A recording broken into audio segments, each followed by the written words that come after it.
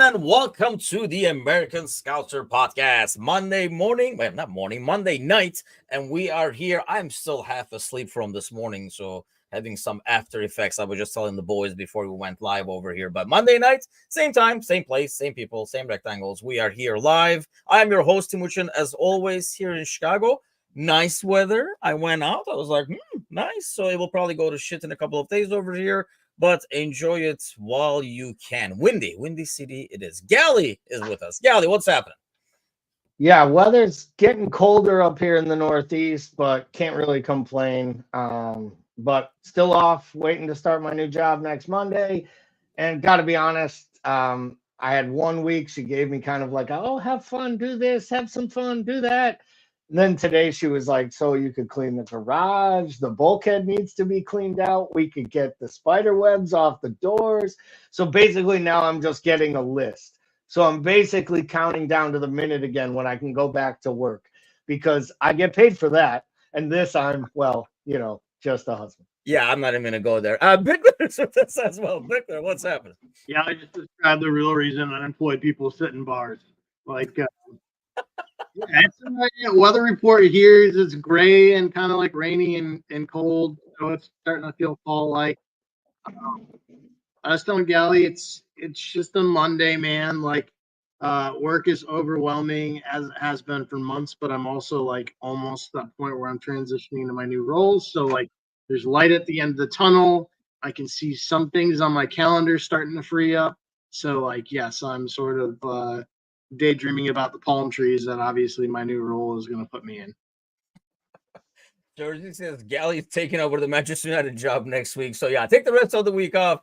Then you can clean up the mess that Ten Hag left behind. Everybody getting around. Shelton, Allen, Kazi is in the house. Says Vickers' stash looks like a disgraced mime artist who is here to explain its actions. I take that as a compliment. It's a nice looking stash you got going there. But a lot to talk about today. And if you are, I said this before, mentioned it last week as well. But if you're listening to us on podcast, do tune in to our YouTube channel and subscribe so you can see the stash as well. If nothing else, you don't want to miss the stash and tune in for that. That would be the reason not to tune in. So I would recommend you just tune in and then quickly figure out whether or not you can block that section of the screen and still be able to pay attention to the rest. I'm going to zoom in. Spirit, come on. I'm going to do several zoom ins to Bickler throughout the night over here so you can get like a really good look. Okay. Obviously, we're going to talk about the game. Crazy weekend, kind of like a crazy game in many ways. A lot of like ups and downs and stuff like that. So it's easier, I think, some ways. Like I see like a lot of like pundits or fans and stuff like that. A lot of like different takes. You saw some like crazy ups and downs throughout the game as well. And then now it's a bit more calmer heads, you would think, but I don't know if they're prevailing or not. So let's start from the beginning. Let's start with the lineup that is now being a lot more questioned in hindsight, obviously. Bickler, we'll start with you because we were talking a little bit earlier on Discord as well.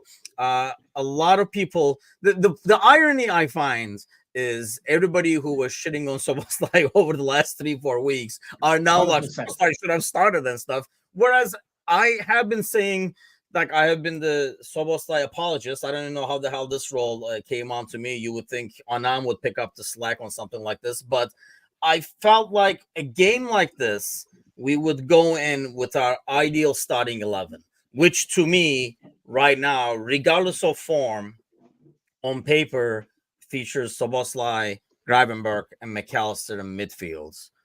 Not to say that I was like outraged when I saw Jones there, mainly due to form. But when you saw the starting 11 before the game started, what was your take on it? It was exactly the starting 11 I thought we were going to see based on the midweek starting 11. Like, that's what made sense to me. I think the crux of this entire thing is we have, like, me, Gally, Kazi spent the last 18 months talking about how Jones is our best midfielder. And then he gets a start, and we're like, we should have started Szoboszlai. Like, you know what I mean? It's like, and I think that's the thing is, like, it's like there's things that frustrate us about Szoboszlai, right? And there's things that a lot of us like in terms of, like, what he brings from a movement standpoint and a running standpoint and a pressing standpoint. and just an overall, I think, game intelligence standpoint. But then we see Jones have arguably, we said it was arguably the best midfield performance of any midfielder over the last year that we've seen in a single match. And then like he starts and we're like, oh, it was the wrong start for this match. You know what I mean? So I think that's the problem is when you look at the side, like, what do we need there, right? Because I mean, we can get into it later. I think the way we play Jones is different than the way we play Szoboszlai in that role, and that's part of the problem, which I don't think is necessarily fair to Jones. But like, I think the bottom line is like, what do we need from that? What does our best starting midfield look like, and does it change based on who we play? I mean, to me, Gally, it's kind of almost justified everything that Szoboszlai brings that most people don't see when they only look at the goals and assists. Because what you miss, and you kind of saw it after he came into the game, there's a bit more of a physicality and pace to the press as opposed to more of a contain and like a slow press, if you will, because Sure. he brings that to the game. What did you think of the 11 before it kicked in? I didn't have an issue with it. I kind of agree with Paul. I thought that was going to be the 11 based on what we saw midweek. You know, Without the midweek, would you have like started like regardless of if you didn't look at rest, I guess? yeah, well, I'll tell you right now, I would have started Gakpo on the left wing, and I hopefully we'll get to Diaz, his performance, and the whole left side of the attack, in my opinion. But I would have started Gakpo on the left, and I think I would have still started this lineup, but I also think that Slot seemed to change his tactics a little bit in this match. It almost felt more like we were playing a 4-3-3 than his 4-2-3, than the 4-2-3-1 we've seen at times. And to me, that felt like that had more to do with what he thought he was going to get out of Arsenal. And I think he went at this. He gambled and thought that Saka wasn't going to play. And in turn, I think if a guy like Saka's not on the pitch, Arsenal would have sat back, played a different style, and I think you would have wanted to have Jones and his ball retention and his possession base on the pitch more. And I just think that's why the first half didn't work, because I think the manager got the setup and the tactics wrong around where he was going to focus on how they were going to attack Arsenal. And then I think in the second half, you saw what makes him pretty special, which is he makes in-game changes, because we were a completely different team, in my opinion, from minute 46 on. And I know we were down 2-1. So to Paul's point, we learned a little bit. They were able to come back twice from down a goal. But I think it had more to do with getting wrong what he thought Arsenal was going to do. Might be a cop-out to not blame Jones. And that's what so we don't know the instructions, obviously, right, Bickler? So it's hard to tell that, because I got the same sense, but I don't know if that was because what Jones was doing or what he was more comfortable with. And I can even see the 4-3-3 to crowd the midfield a bit more, but it felt like because it was not 4-2-1, there was no gap between that midfield and the front three. But we don't know if that was because that's how it looked like. I agree with Gally. But did it look like that because if that was the instruction, or did it look like that because Curtis, when he gave that performance, he was part of the double pivots? He wasn't in Szoboszlai's role. See, I don't know, because like I thought he did some things similar to like the last when he played the Chelsea, when he moved him in the Chelsea match, where like he moved him off the shoulder of the striker, and he did that in this match. And I think like I understand why you would want to do that with a player like Jones, but I think the problem with that is when you have then essentially all Arsenal had to do was drop a midfielder back, and all of a sudden now you got a 5v2 in midfield essentially. Yeah. So like we just got bossed in the midfield because we just didn't have the value to account for Jones being stuck up that high. And I think that was, to Gally's point about tactics, I just think like tactically it was wrong versus that midfield. And I think this whole system is predicated on winning the midfield. And so I think when like you do that, like that's a calculated risk you got to take. But when you're playing somebody the caliber of Arsenal with the big bodies that they have in that midfield, I thought we just got overrun. Yeah, I mean that's the hard part to know. I mean, I just felt like Gally that it was more of the personnel, not originally the tactics, because really the things, especially how we performed, more change when we changed the personnel, and that could be because we changed up top as well. And then obviously, like Robertson cost us, that changes as well. So you became a bit more dominant, but that was, is it just purely tactical change, or is it just the lineup did not match the tactics? Well, I think it's a little bit of the lineup doesn't match the tactics, but to Paul's point about like we don't know what he was asked to do and how that like transpired. He didn't sub Jones off to bring Soboslai on. He took off McAllister and kept Jones on the pitch. So when he made the tactical change and brought on Soboslai, it wasn't at the expense of Jones. Jones played for another 15 more minutes and came out in the 90th minute. So I don't think the manager saw this terrible Jones performance. I just think Jones is the player whenever we're not winning. He's the first player people go to slate. I know people go to that, but my thing is, I think it was more about, putting him back where he gave that performance when he was in the double pivot, where he is a bit, I maybe like he likes that more. He's a lot more comfortable. That before the season started, he mentioned that he was a lot more comfortable with it as well. That's why I felt like Bickler, it was more like the tactic, the personnel did not match the tactics. So you can maybe put Jones in that double pivot and get that same performance next to Gravenberg, but not necessarily maybe in the Soboslai role. So maybe if we started with Jones, Gravenberg, and Soboslai, you would get the same performance. Because I don't know. I mean, Mac was obviously off, and he felt like it was like he was physically. If he came from an international break, you would blame the international break, but that wasn't the case. Yeah, I think you're right. I mean, if we're talking tactics, like 5v2 in the midfield is 5v2 regardless of who those two are, right? So, like, I mean, I think that's probably right where it is just more of a tactical issue than anything. I think that, like one of the things that I came away with this game from, I know that we'll talk about that left side in a minute, but the other thing that I was kind of thinking about that was creeping in the back of my mind is like, I'm getting a little bit uncomfortable with how long we've really gone with like a standout performance from McAllister. Do you know what I mean? It feels like it's been like longer than it should be. I don't know. I know what you mean. Like, I don't think we've had a game in a while that we left with him all being like, he was the man.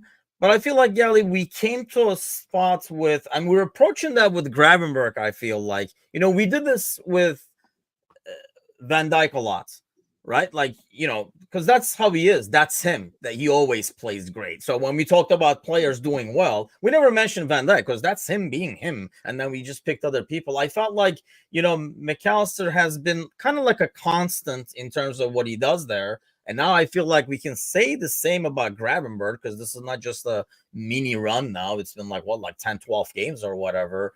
It was just odd. Like, what do you give his, like I say, like he looked physically like weaker. I think he did look weaker, but I think that had something to do with the fact that he's going up against a very physical midfield. I mean, you're going up against Declan Rice. You're going up against this Mourinho guy is a unit. I mean, they're a pretty big side, Arsenal are, and I think that they at times leaned on McAllister. I also think he has looked since the last international break sluggish, in my opinion. He looked sluggish against Wolves.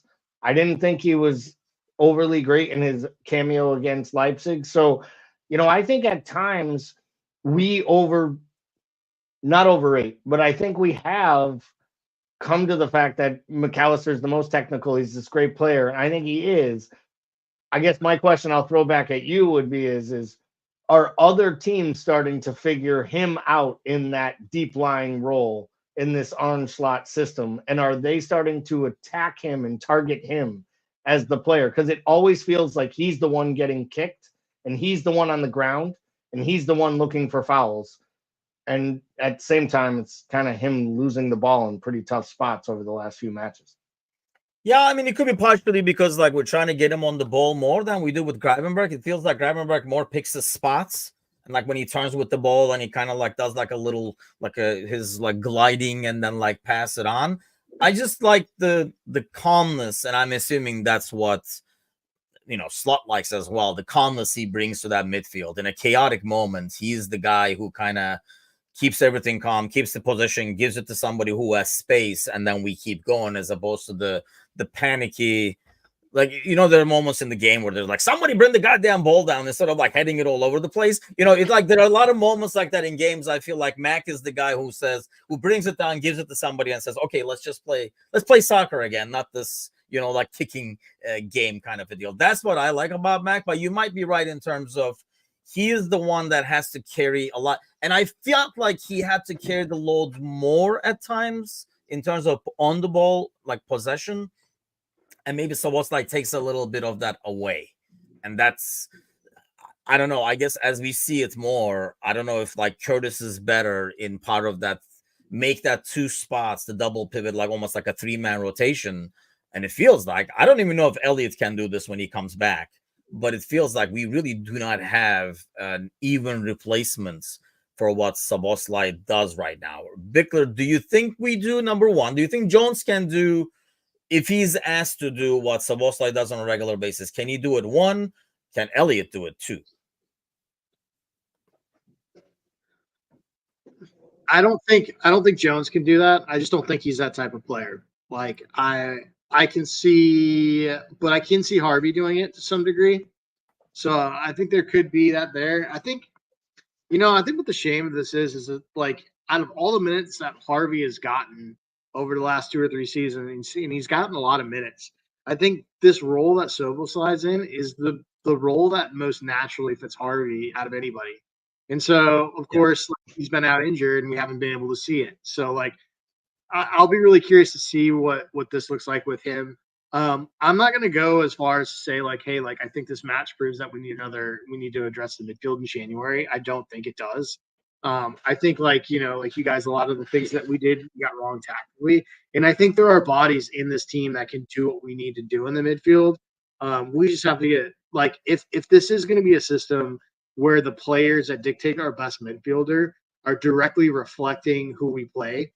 Like that's a very foreign concept for a lot of us who've watched Jurgen put out the same 11 players for the last 7 years, right? So I think we just if that's what we're really figuring out, great. If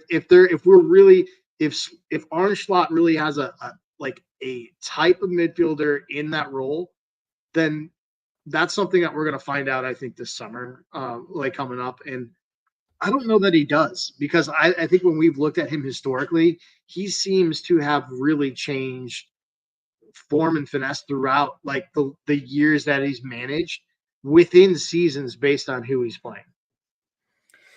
To me, it feels more of like a matchup thing. I think if you're having Elliott out there, and I do agree that to a certain extent he can do the job in terms of moving the ball fast, popping open here and there to receive the ball. But physically and speed-wise, obviously he's not going to match. So it almost feels like, going back to what we were, talking earlier, not mentioning like size, it almost like if you have Mac out there, you're going to have Szoboszlai out there. If you have Elliott out there, maybe you want to have Jones out there who's slightly bigger and stuff like that. So you kind of like shuffle around that trio based on like what you have. While we're talking about big guys, it might don't leave Tyler Morton out of this. It might be Tyler Morton in that back pivot.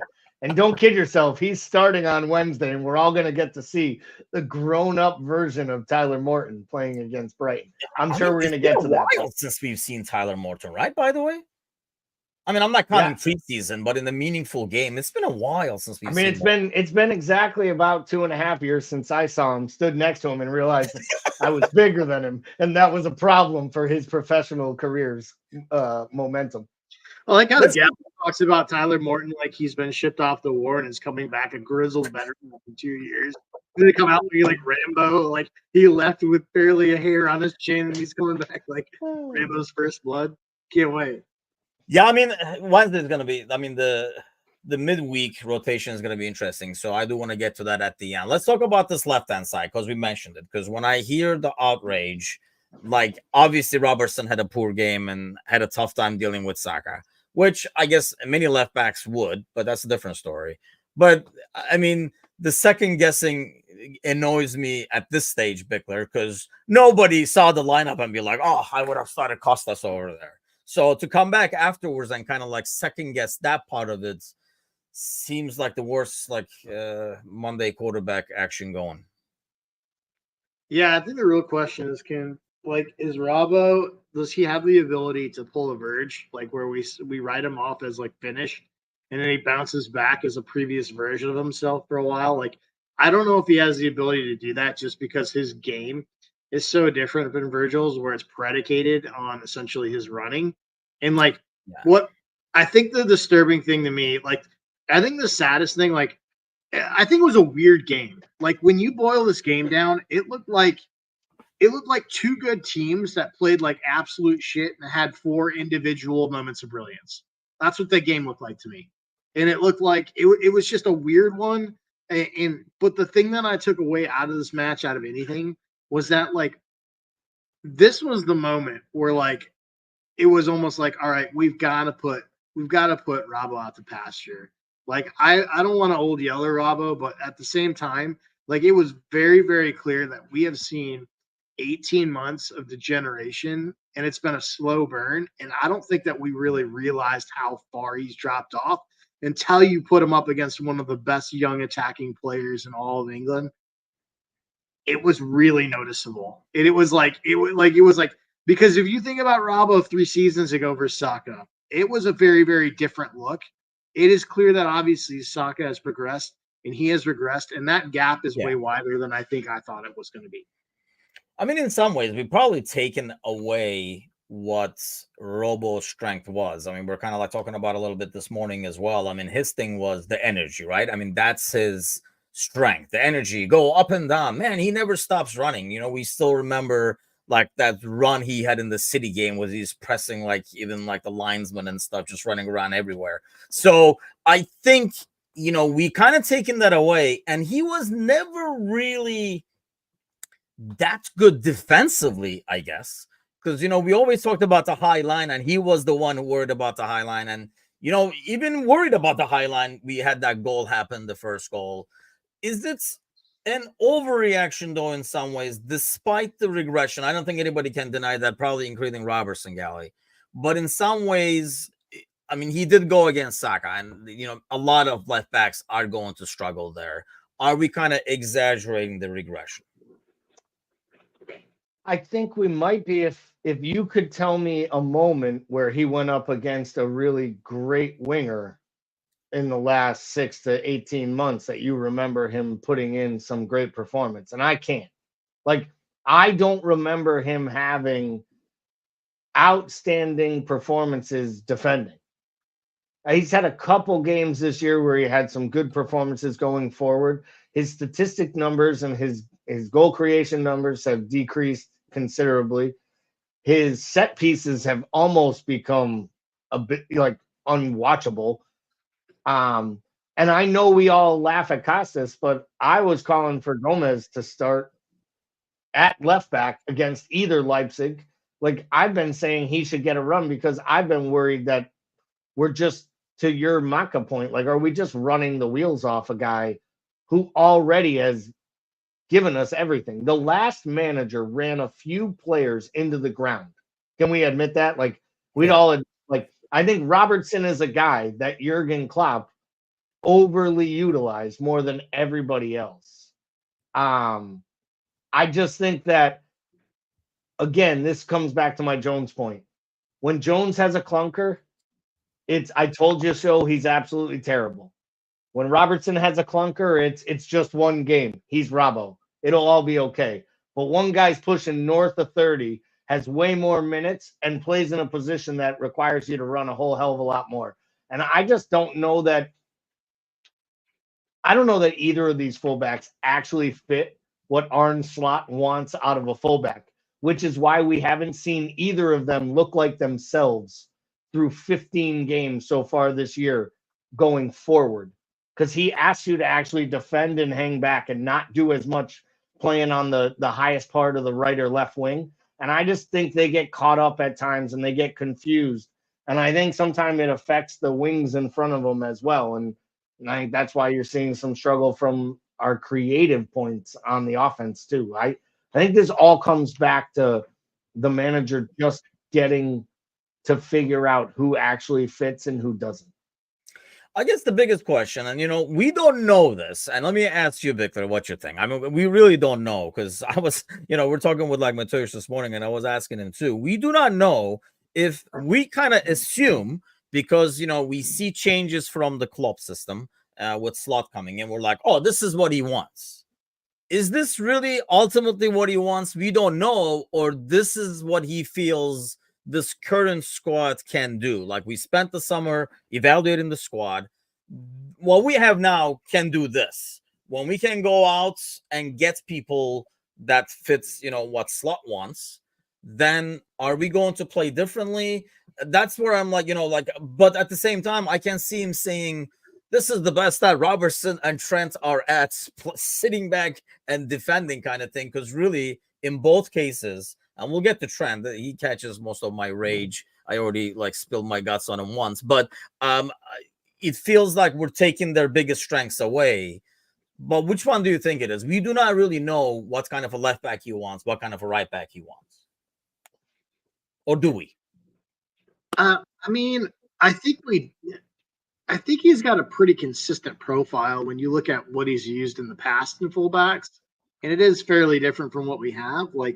Does that dictate the lineup? I think he's proven that,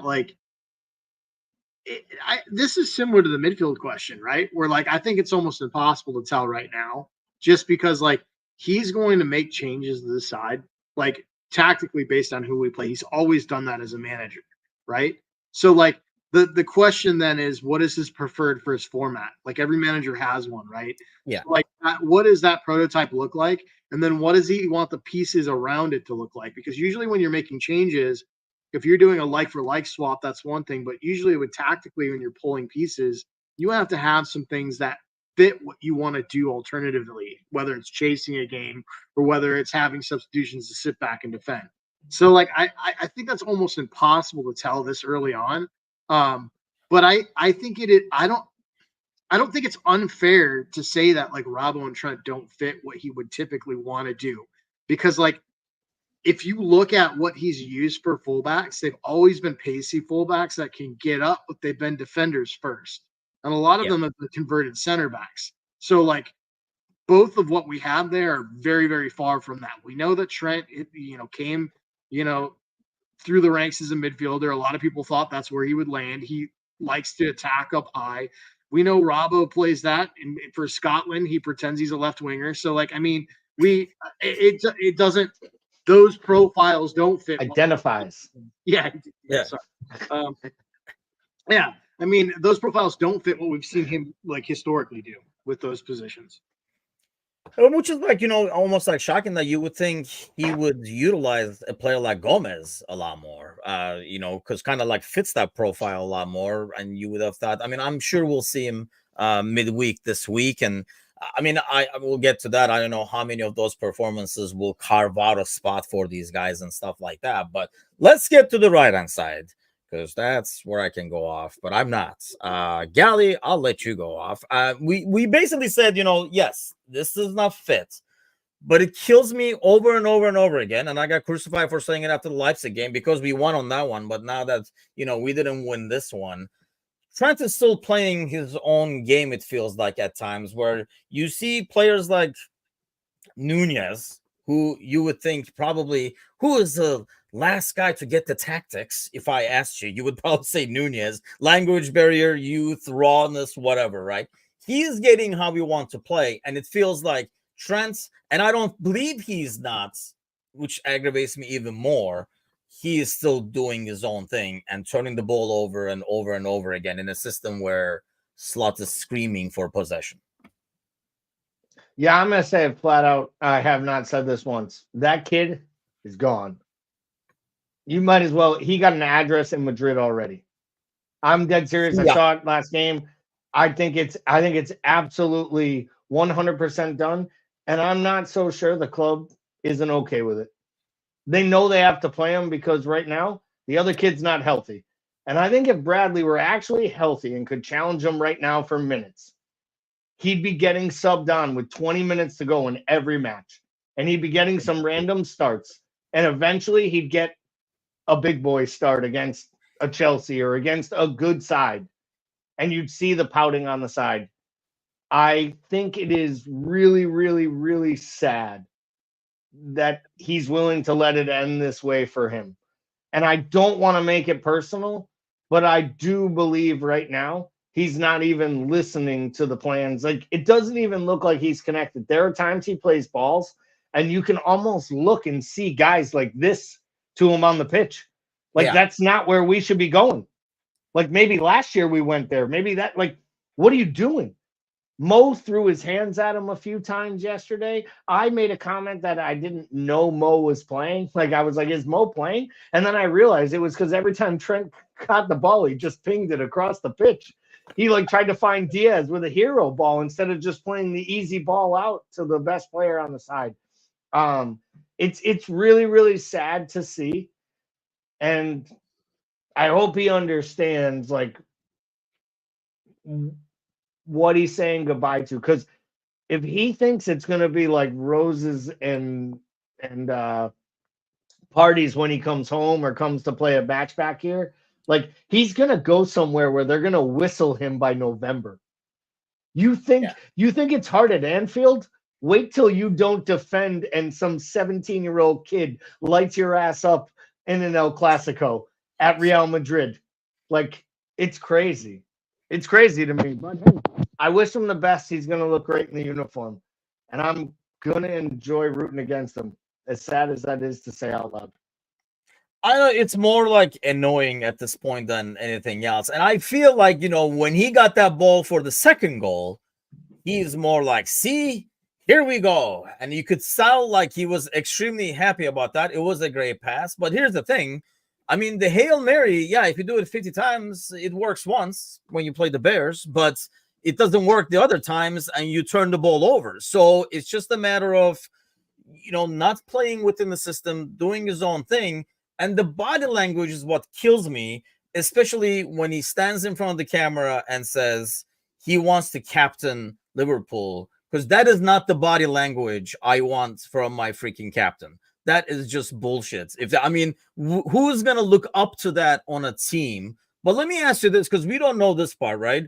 How do you think his teammates view what he does? Because I know like what Galley's talking about. I saw this quite a few times in the game where people are like, what was that? Because I was saying the same thing to the TV. Do you think maybe like if it's get it done and over with in January, it's like the best for everybody? Yeah, I can agree with that. I mean, I think it's sad to me when I look at like Trent, my version of Trent from wingman to what he is now. You know what I mean? Remember when he was like going around the Rabo and he had Jordan Henderson sort of like he was tucked under Henderson's wing a little bit still. We always gave him the benefit of the doubt because we thought he was being asked by Jurgen Klopp to do things that jeopardized him, like defensively, in a lot of ways. And so we kind of gave him this pass. And then we talked about how, like, he didn't have the best body language, but he was, probably struggling with being like having the short of the stick with the England national team setup and all that whole fallout. The end of the day, like, I feel like we're still like the majority of supporters, I still feel like are treating Trent with kid gloves when it comes to this stuff and not wanting to criticize him and all this. At the end of the day, Trent's 26 years old. Like he's 26. Like, and he's been doing this basically since he was like, 16, 17, coming up through the first. So he's been in this for almost a decade. And at some point, he's just got to grow up. And like, I think, if you can't do it coming up through a side like Jurgen's side with the sort of spirit that team had and the leadership that team had, like, and you really want to go sow your oats in like, the sunny Mediterranean in the capital, I mean, all for him, but I'm with Galley. Like, I'm going to be cheering against him. And I think it's sad to see him go out this way because I think he deserved better and he could have been a Liverpool great. Like, he'll always be a Liverpool great. I just think that as somebody who came up as a Liverpool kid, his story should have probably ended differently than it's going to end. Yeah, because it's looking more and more like that, right? I mean, you look at the body language, how he's playing and stuff, like everything is pointing towards that way. And I think to me, Gally, the thing that's why I'm more aggravated, I guess, because when we talk about these three players, which is a conversation I hate, but it is what it is. When we talk about like Van Dijk and Mo and Trent, I always put Trent in a different category in terms of my expectations because we all say, oh, it's a business and these guys are professionals. And I do feel that more for Van Dijk and Mo, but you don't go around making a career of being the scouser on our team. And this is Liverpool. You're every Liverpool kid's dream. You're living it, right? You're saying that you're living the dream. And then to try to end it this way, that's not even professionalism. I mean, and that's like looks very disingenuous and, like just seems so freaking lame to end it like that. It just like aggravates me because, yeah, Bickler sounds more disappointed. I'm more aggravated because the sky is the limit for you in terms of what you can do and how much the fans love him, regardless of his defense. Like if the same thing happened on the Robertson side, on a regular basis, defensively and the body language wise, and we see what happens in one game. We're already like sold him, took him out behind, the practice, and then they're shooting him, and they're like, Costas, you go in. Robo's Bickler made him old yeller. He made him old yeller. He's literally putting him down. Excuse me, son. Don't worry. The dog was here today. He's at a farm. But he went to the farm in Maine. That's where my dog went when I was. Robo needs to cross the rainbow farm in Maine. Don't ever tell your kid they're going to a farm in Maine, like their dog's going to a farm in Maine. I literally avoided Maine for like a decade after I became an adult. My parents are like, why do you hate Maine so much? I'm like, that's where Sparky went. They were like, nah, he was dead. I was like, no shit, people, but I didn't know that. All right, I digress. I think my biggest issue, and I don't disagree with you. I think the body language, the attitude, the frustration, I'm somewhere in between sad and frustrated. I'm disappointed. But what I don't want to do is like, we're making it like Trent has all this power and he's telling Liverpool no. There could be a world where Liverpool went to Trent and said, we think you're worth X. And he's like, no. I'm worth blah, blah, blah. I'm going to be the highest paid person. And Orange Slot was like, and Edwards and these guys were like, no. The old regime told you were the best right back in the world. This guy's not sure you're the best right back at the club. And this guy, Maka, on ASTV, he'll tell anyone in the world that'll listen, you're not the best right back at the club. Like, no, but he's not the only person. Like, I still think there's a world where they're trying to negotiate contracts with Trent. They're with Virgil. With like Trent's the one who seems frustrated with how the club's handling this, and maybe it's the club too, kind of telling Trent, "We'd like you to sign, but this is what we'd like you for," and he's like, "Bleep you." Like, I think there could be some of that because to me, this looks like a marriage that is falling apart because the two pieces no longer fit. And I think that's the bigger story. And I think you, Tanuchin, to your credit, you've been calling this for a few years. Klopp was making a square peg try to fit into a round hole, in my opinion, with Trent Alexander-Arnold. And I just don't think he's a right back. You're a defender at heart, and I just don't think he's a right back. And to your point, I'm not sure he has the qualities to play the type of midfield discipline that it takes to play an orange slot system. So maybe in the long run, this is another player getting a lot of exposure and a lot of positivity early in his career. And he's almost pigeonholed himself. Like, I don't know it's going to work for him anywhere else where Jurgen Klopp isn't building everything around him. And I'm not sure there's another club in the world going to build it all around him. And that's the thing for both of them. I mean, I was talking about this morning, and like for both of them, maybe, I mean, for Robertson as well. Robertson came from, like a relegated team and stuff like that. Maybe it was like a match made in heaven where their strengths fit the system to a T and they kind of like worked exactly what we wanted. And hey, there's no, like, I'm not diminishing, Trent's like passing range, passing ability, vision, and stuff like that. Those all go without saying. But let me ask you guys this, because I was asking Matthias this morning too. Bickler, let's say Trent is gone, and I basically say, hey, rumors, we are monitoring this right back over here that plays for this team that plays in red, and you watch this guy's tape.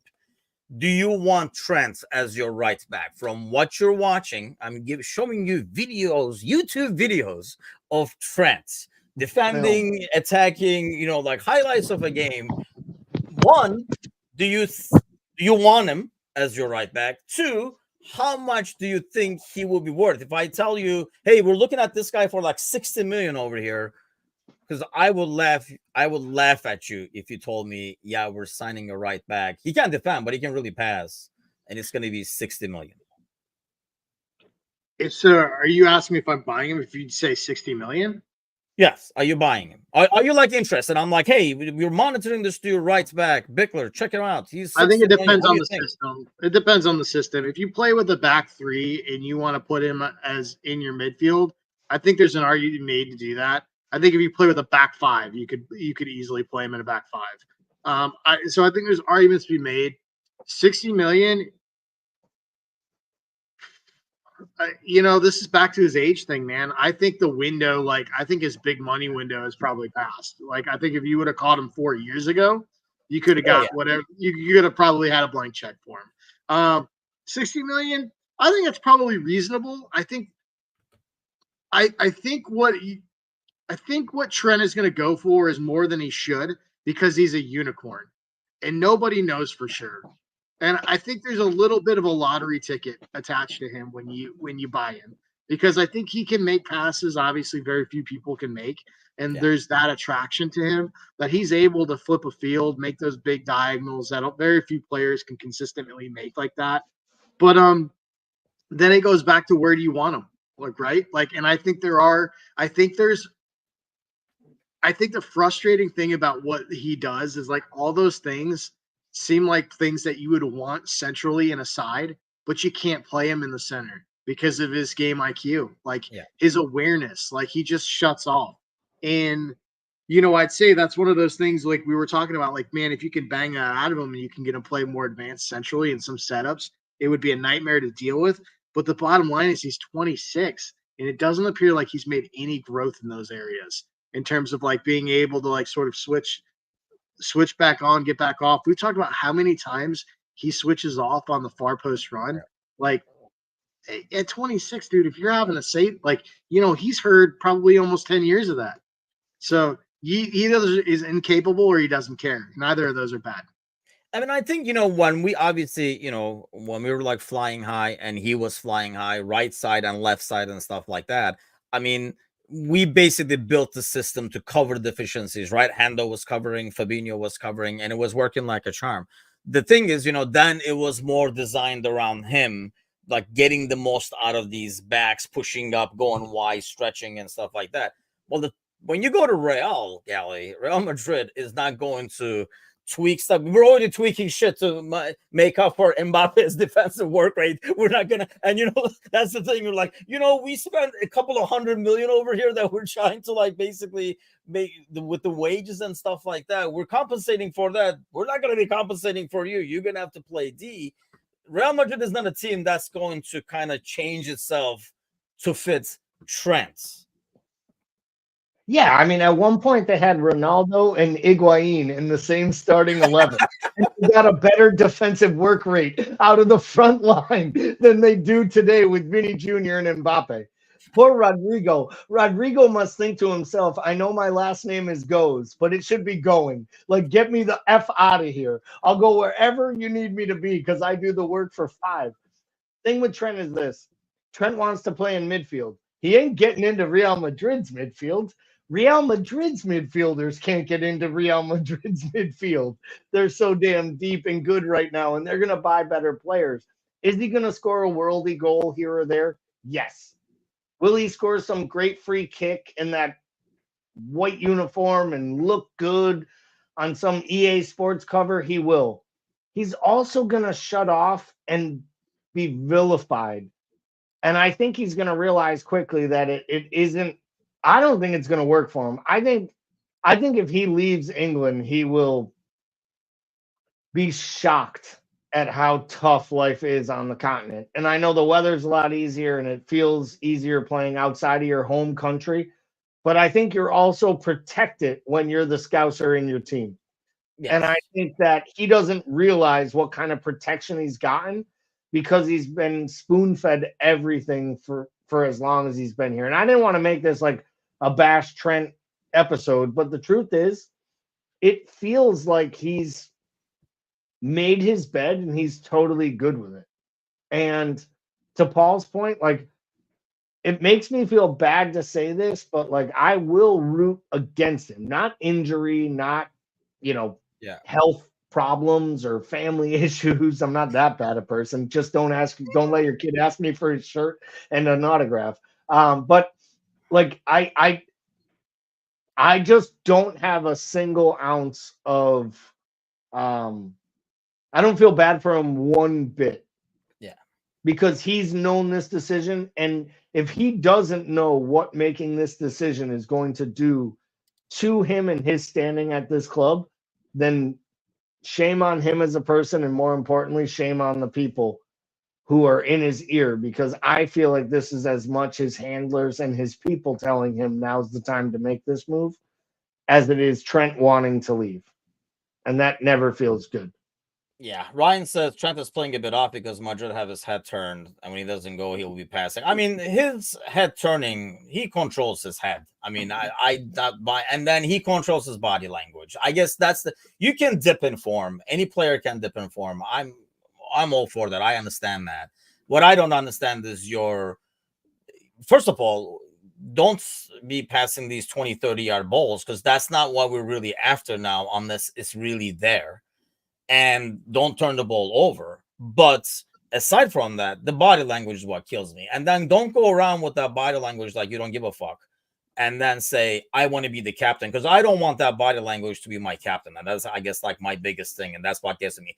And then I'm not even going to get into that because we talked about it this morning, but him wanting to win the Ballon d'Or as a fullback comedy is by itself another one. I think that to me is like that comment. I thought of that earlier. That honestly, to me, is what frustrates me the most. It's that type of arrogance. Like you think you can win the Ballon d'Or. The reason that Rodri just won the Ballon d'Or today is he is the best at what he's supposed to do on the pitch. He's the most influential player in domestic and international football for his side. You are not. You do what? But it also is like really well. It really also just kind of speaks to like the fact that like I talked about like the difference between like Trent from Wingman and Trent now. Like the conversation went away from wanting to be a Liverpool captain and being a storied part of this club and community where he grew up to wanting to be the best right back in the world. Like it all of a sudden shifted away from his career and culture and community. And it's now become all about Trent in this very weirdly uncomfortable, individual, weird way that we're not used to seeing him talk. And Ryan probably does have a point. His head might, I guess he's to me he's still a kid because he's 26, but I know what like Bickler is saying in terms of like a soccer age. So I can see him like his mind being confused and stuff like that. But that does not reflect in your body language. That might affect your form, but that does not 100%. affect your body language, I guess is my thing. John says, awful body language from Trent in the Arsenal draw, really feeding in the speculation. I forget. I said it after the Leipzig game as well. Nobody took it seriously because we won that, but he was trying to ping balls all over the place, turning the ball over and over and over. And that's not how we play anymore. But Nunez gets it, Trent does it. Let's finish this game real quick. I know we can probably talk a lot more about this game and have like 2-3 podcasts about it, but ultimately we went into it, Gally, thinking this is an opportunity to get 3 points. But then but if I told you 3 weeks ago, before this window started, between the international games, you would probably be like, a draw is not a bad point. And based on how the game went, it feels like the draw is almost like a good point at this stage to move on and get Emirates away as a point. Draws a draw against a title contender in their building where you're down twice in the match, in my opinion, is a good point. Going into it, I thought we should be aiming for all three. Once I saw the lineup and saw that Arsenal was really only down a player or two, I think the draw is really important, even just getting the point, because we don't know how long Gabriel's going to be out. And I've said this before. Everyone raves about Saliba. I think Gabriel's the most important player at Arsenal when it comes to their defense. He makes it all happen. And you almost saw that they started to fall apart as soon as Gabriel was off the pitch. And our movement started to create problems for them. And we got more chances. I think Gabriel's injury could be really big. A draw is a good result in this situation. Would have been great to have all three, but I'll take one all day. How about you, fair. Bitcoin? Take the draw. I think, I said it before. I thought it was I thought it was a weird game where it looked like two really good sides playing like shit for 85 minutes of that match. I think this match, though, to me, like, is the reason that I don't think Arteta's like champion pedigree, because like he had a chance to put his foot on our throat in this match twice. And you're looking at a team that in the 55th minute of this match is time wasting.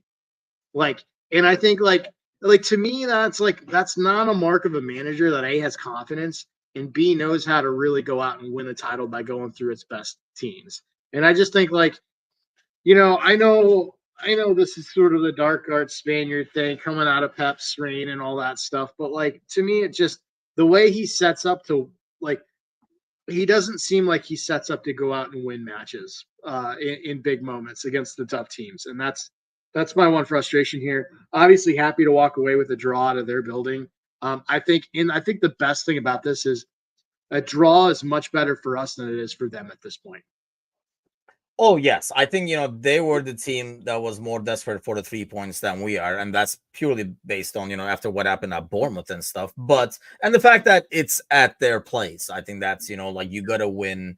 I mean, if it was at Anfield, I would think we would kind of not be happy about a point, regardless of the performance. We would say you got to win at home against your title opponents and stuff like that. But that is a good point. I mean, the time wasting and the mentality wise, hey, look, they did the same thing last year, right? Against City, where they could have had City and they kind of played for a draw. And then we know how that panned out and stuff like that. I was actually expecting them to play a lot more defensive. So I was actually kind of shocked, and maybe Slot was as well, that they kind of went at us. But to be fair, they cried all week about all these guys missing, and they were all out there for the most part. And perhaps that was the issue. Like, I don't know, like Timber's hurt again. I don't know how long and stuff like that. He threw some maybe people out there to roll the dice and risk it, because this was a must win or at least must not lose kind of game at the end of the day. But get the points. I know there are a lot more talking points, and I'm sure you guys covered a lot of it in the Premier League show that will go out tomorrow on the YouTube channel. So if you're not subscribed to us on YouTube, head on over there and give it a follow and a subscribe. We do post clips as well and stuff like that on other social media. But next up is Brighton away. How does this happen all the time? Is it just me? It feels like it happens all the time where you play back-to-back, one cup, one league kind of a thing. I mean, it's just, what kind of a weird coincidence is this? But we're going to Ryan says, don't forget as well, gentlemen, we have played a full game as many days, so maybe some players were tired. I mean, they were too, I don't know. I just felt like they definitely showed that they were more desperate than we were. Maybe we, in our minds, we did not feel that desperate, because like we were saying, we didn't need to necessarily need the 3 points. They couldn't afford to lose. Brighton twice. First up, EFL Cup away. So you would think there'd be a bunch of rotation. We'll start with you, Gally. How much rotation? Is it like a 5-player rotation or good old-fashioned club style? Where are the kids? And you're not going to notice anybody kind of rotation. No, I think it's a 5-6 player rotation. It'll be interesting to see whether he lets the third keeper start or not, or if he plays Kelleher in goal, knowing Allison's still a few more weeks out, and whether or not he thinks Kelleher needs a break.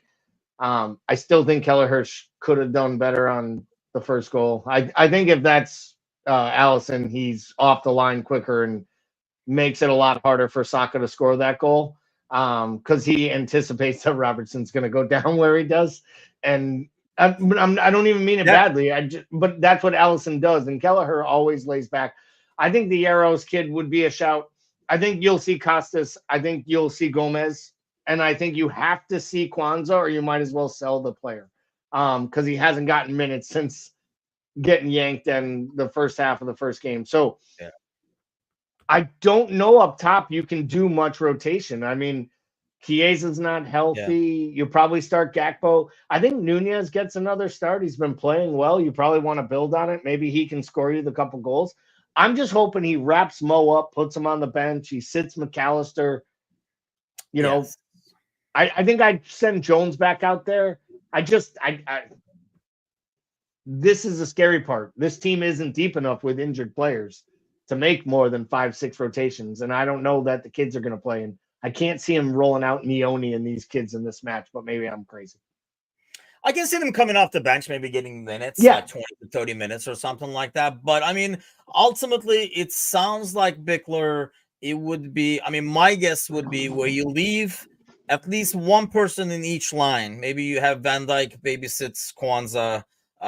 Maybe you have, in midfield, Maka maybe play because he didn't play as many minutes. I know we would rather have him packed away, but he didn't play the full 90. Maybe you trot Jones out there again, and up top, obviously, you have to start. There's not a lot of room, but doesn't feel like we can rotate. Or do you expect like where we see who's that kind of a lineup, and then they go out there with the kids? I kind of don't think we're going to see that because like the benches don't feel as adventurous as they do under Jurgen Klopp. You know what I mean? Like we don't see 3 goalkeepers on the bench, or like we don't see I just don't see we see as much of that happening. Maybe because when you look at the midfield, it's like who are you starting with? Like in the midfield, and you said like Gakpo makes sense up top, but outside of that, you kind of locked in based on injuries. So I could see get a start. Does Endo get a start in this match? He came on in the 90th minute. I would, but so you start Endo. What are you doing? Endo, Jones, Soboslai? No, I'm not starting Jones and Soboslai in the same midfield just because I think you give up too much. But you can't keep playing Gravenberch every damn match. Yeah, for God's sakes, rest Gravenberch. John was mentioning it in the comments earlier. Maybe that's where one of the kids comes in, though. Do you know what I mean? Morton. You play Morton and Endo? Morton and Endo at the base.